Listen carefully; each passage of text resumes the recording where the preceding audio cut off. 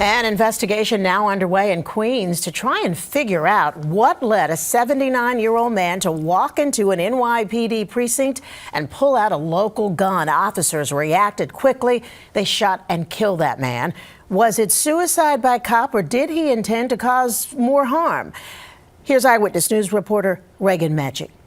It was pretty instantaneous. The glass front door of the 111th shattered, and blue police tape still line part of the precinct along Northern Boulevard and 215th Street in Bayside, after a 79-year-old man from Great Neck refused to put down a loaded gun he was pointing at an officer. Our officers are confronted with extremely dangerous and unpredictable situations. And this situation, Chief of Patrol Philip Rivera says, happened at 6:30 last night when the man got out of his white Lexus, which is still parked nearby, and walked up to the station house. One uniformed officer, assigned as our station house security, engaged the male in dialogue. The male suddenly displayed a firearm and pointed it at the officer. The officer told the man to drop his weapon, but he did not.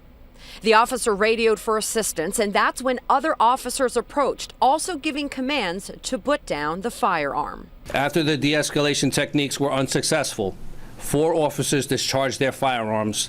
The male was struck numerous times. The officers then shot and killed the 79-year-old. It's unknown why the man came to the precinct with a loaded weapon, which was found at the scene. This is the second time in less than 12 hours that our officers have been confronted by armed individuals. Chief of Patrol Philip Rivera is referring to a veteran NYPD detective being shot at during a standoff on the Lower East Side yesterday.